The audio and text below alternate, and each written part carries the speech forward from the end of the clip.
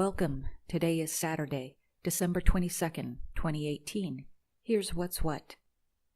A group of archaeologists and forensic researchers in the eastern German city of Halle, Saxony-Anhalt, announced Tuesday that after re-examining the bones of the Prince of Helmsdorf, they have concluded that he was murdered.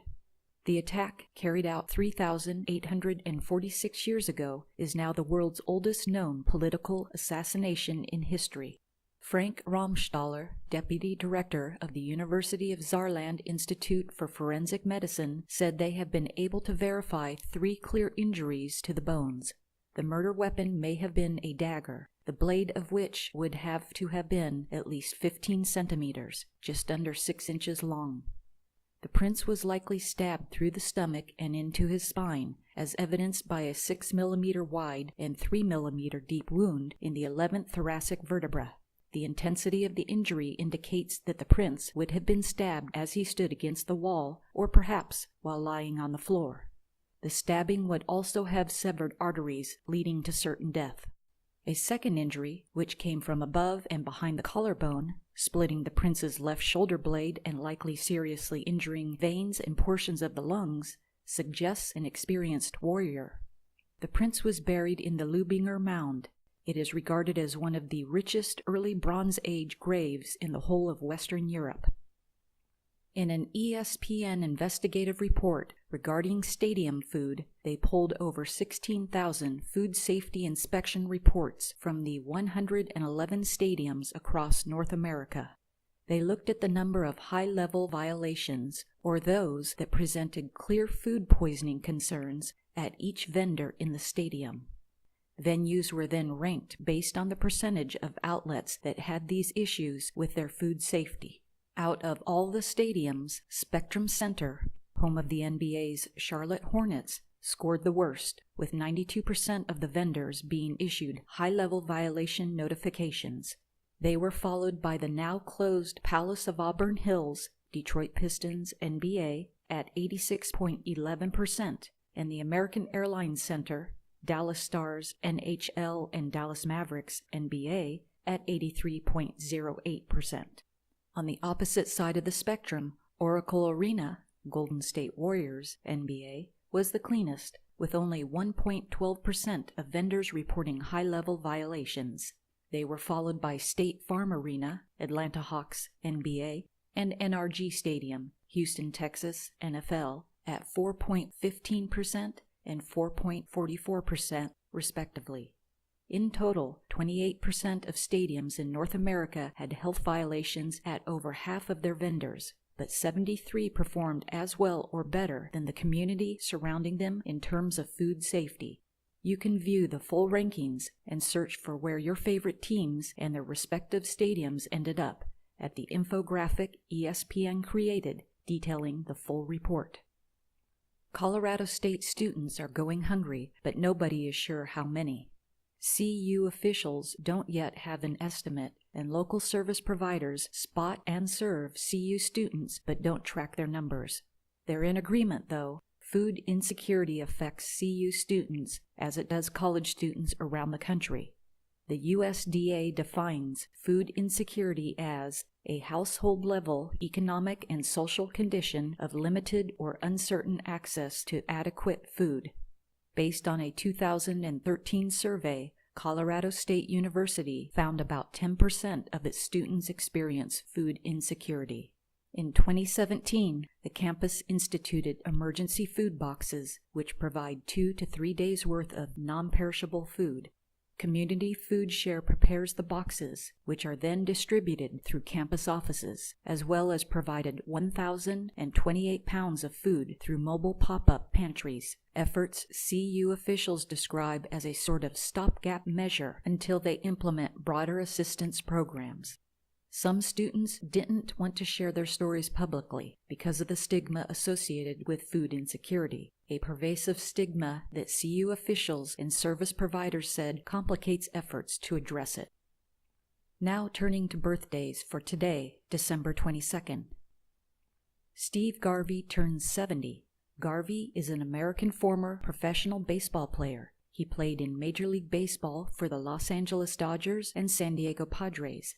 Garvey holds the National League record for consecutive games played, 1,207. The streak ended when he broke his thumb in a collision at home plate. Diane Sawyer is 73 today. Diane is an American television journalist and has been the anchor of ABC News' nightly program, ABC World News, a co-anchor of ABC News' Good Morning America and Primetime. Early in her career, Diane was a member of U.S. President Richard Nixon's White House staff and closely associated with the president himself. Hector Elizondo is 82. Hector is best known for his television roles on Chicago Hope, Monk, Grey's Anatomy, and on Last Man Standing. Early in his career, Hector appeared on television's All in the Family, Kojak, Maude, Beretta, and The Rockford Files. Kate Ovens, age 24, from Fleet, Hampshire, has won a legion of fans after taking part in a series of competitive eating challenges, and her latest is the largest burger challenge she has completed. Kate devoured a 50-ounce burger in just 22 minutes in her latest eating challenge. The burger consisted of a total of 9 beef patties, smothered with cheese and sandwiched between a brioche bun containing an estimated 9,000 calories. 6 minutes into the challenge, Kate made her way through 4 patties, but admits she did struggle. Before this, Kate had previously tried and failed to complete a burger challenge involving 11 patties last year. Kate loves eating, and her favorite food is margherita pizza, which she loves so much that she once managed to almost polish off a massive pizza measuring 27 inches, one of the largest available sizes in the country. Kate moved to London, where she works in marketing and tackles massive amounts of food as a hobby. Although this was only an eating challenge, according to Major League Eating's website, the next big official eating competition will be March 2019 in Miami, Florida for the Catalina Croquetas, where the previous winner ate a staggering 154 croquetas in just 8 minutes. Here is a WARN report summary. Announced job layoffs and closures for December 2018 in Iowa and South Carolina. In Iowa, on December 31st, Country View Care Facility will have a mass layoff of 161 employees, and 3 Kmarts will close, affecting 95 employees. In South Carolina, on December 31st, AFCO will close, laying off 395 employees. Tonight, December's full moon, the full cold moon, also appeared last night on the 21st. Though it wasn't at its absolute peak until tonight, it was a near winter solstice full moon. The next full moon to actually peak on the winter solstice won't be until 2094. The full moon tonight means now is a good time to be alert for moon halos. Moon halos are created by ice crystals in high clouds which catch rays of moonlight and bend them into a 22-degree ring. Bright full moons are great at making these halos, so the nights around the solstice could be filled with lunar rings. Watch for them when you see wispy cirrus clouds drifting across the lunar disk. Wisconsin agriculture officials have confirmed 11 more cases of chronic wasting disease on a Washington County deer farm. Chronic wasting disease, CWD, is a contagious neurological disease affecting deer, elk, and moose. It causes a characteristic spongy degeneration of the brains of infected animals, resulting in emaciation, abnormal behavior, loss of bodily functions, and death. The State Department of Agriculture, Trade and Consumer Protection quarantined the farm after a buck there tested positive. The agency announced Monday that 11 additional animals of the farm have tested positive for the disease. A team of state and federal officials killed the remaining deer and elk on the farm. State and federal officials killed 22 deer on a Bayfield County preserve after determining the deer had come from the Washington County farm.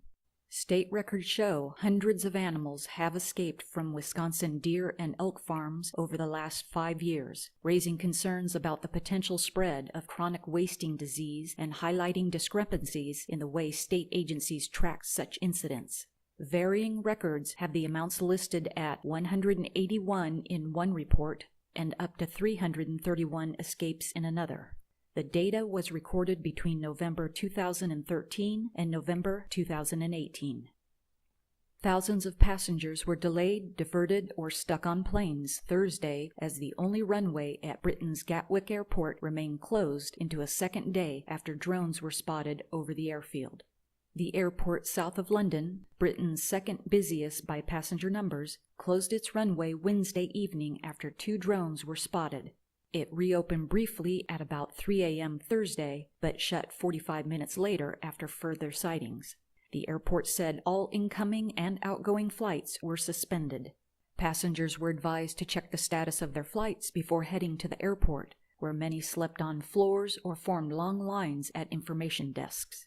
Roughly 10,000 people had been affected by the shutdown into Thursday morning, including 2,000 whose planes were unable to take off from Gatwick, 2,000 stuck at their points of origin, and 6,000 diverted to other airports in Britain, as well as Paris and Amsterdam. Those numbers are expected to rise sharply. More than 100,000 passengers had been scheduled to pass through Gatwick by Thursday on 760 arriving and departing flights. Dangerous infections, blinding ulcers in the eyes. These are just some of the troubles that can come from wearing your contact lenses for too long. Contact lenses are generally considered safe, but wearing them while asleep significantly raises the risk of developing serious complications that can cause permanent visual loss, the U.S. Center for Disease Control and Prevention warns. In one instance, a 34-year-old man who both swam while wearing his contact lenses and wore them overnight 3 to 4 days a week developed a rare but potentially blinding form of keratitis caused by a microscopic organism. Keratitis, an inflammation of the cornea, is responsible for an estimated 1 million outpatient and emergency department visits each year, according to the CDC. Despite the introduction of silicone hydrogels in the 1990s, overall corneal infection risks has held steady over decades, affecting about 1 in every 2,500 lens wearers. As to why the risk is greater, the cornea is the only part of the body that receives its oxygen from the atmosphere and not our blood supply. So, when we close our eyes at night, we reduce the amount of oxygen to our cornea by cutting the corneas off from the oxygen-rich atmosphere.